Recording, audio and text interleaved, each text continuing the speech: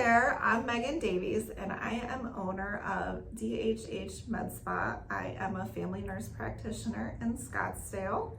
Hi, and I am Rachel Cisney. I own Rachel Cisney Aesthetics over in North Phoenix, and I'm a registered nurse and in progress of my acute care nurse practitioner. Awesome. So today we're talking about trainings in aesthetics. I've been in the aesthetics industry for 10 years now, and it has grown and changed so much. When I got into the industry, literally you had no clue like who was legitimate. So I would be on YouTube. I definitely had already done trainings, but when I was like trying to find out best practices, it was always great that you could Google or find journals, but then you really didn't know who was credentialed and who was good. And now we do. Like we have Instagram and we have all kinds of things. So like, what are you finding now has been some of your go-to trainings that you've seen? So for my go-to trainings, I still use YouTube for a lot of online videos. Sometimes like National Laser Institute has videos that they've uploaded, and there's Dr. Tim Pierce has a lot of videos on YouTube that are very informative. Talks a lot about complications that you could see along the way or while you're injecting filler and Botox and things like that.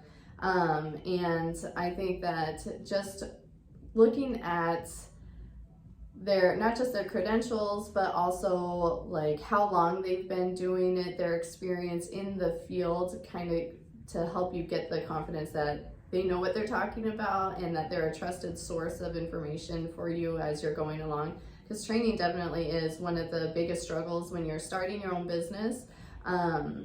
Unless you get a job in a med spa somewhere and you can get training and certifications through that company, you're all kind of on your own as far as your education. And so you have to be really driven to get the knowledge that you need to get to treat your patients. So knowing who to go to or feeling good about who you go to is definitely a huge thing in getting your foot into this world and being successful, because you don't want to just you can get a certification in many different areas or many different places to start injecting Botox, but you can't just run into the field. You have to, you have to get the training. You have to know what you're doing before you just start poking people in the face. For sure. So you mentioned Dr. Tim Pierce. He's really good. I like his online trainings. He's got a portal. I think Patreon is really helpful. There's a lot of injectors on there. But back to your initial training, I have so many people contact me that they've done their initial training and they just felt like they didn't get enough training. And I tell people the same thing. You're not going to walk out of that and know it all. It takes a long time. So I think that's really important to remember. Some people already have their LLC set up and they haven't even gone to a class yet, and it's like, how do you even know that you're going to be an okay injector? Yeah. So there's that. But yeah, just continuing to further your education. All right, so you've done your initial training. That's something that I offer, and there's so many places that offer it, but I think finding out a little bit more about the place that's offering it, did they just learn? There was a place locally that literally they did a training and turned around and started offering trainings. And I don't think anybody with less than 3 years experience should really be leading these trainings personally. Yeah. So I think that takes time. And then we were gonna build on that. I think eventually a cadaver lab is really important. And most of them are really good, the cadaver labs. So I think that's really important. That should be on your list. But also, even if you don't know anybody in the industry, your reps can help you about who's in the area. If you decide, okay, I need more on cheeks, I'm good with lips, or vice versa. I think sometimes reaching out to your reps about finding who's good locally is also really important. Yeah, your reps can definitely help guide you to excellent resources in the field if you need it, for sure. And your medical director. And your medical director, of course.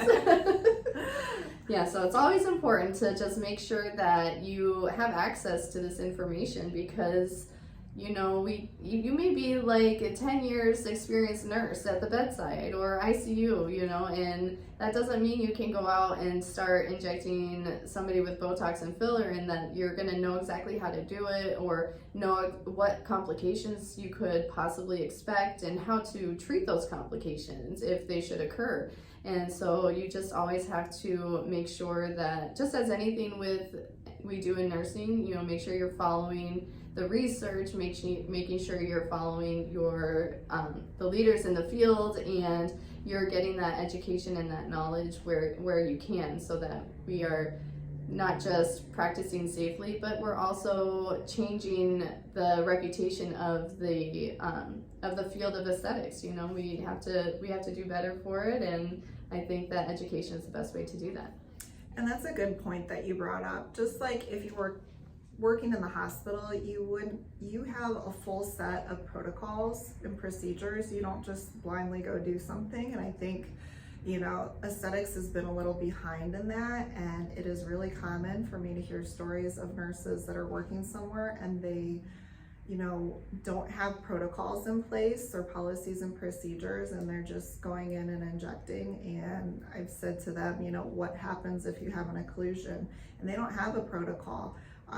So it's best that you have that in place. And I would think if you work somewhere and they don't have those things, you know, if you're interviewing, ask those questions, because if they don't have protocols in place and something happens, what are you gonna do? And you know, these are people's faces, you know, and this is still medicine. Yeah.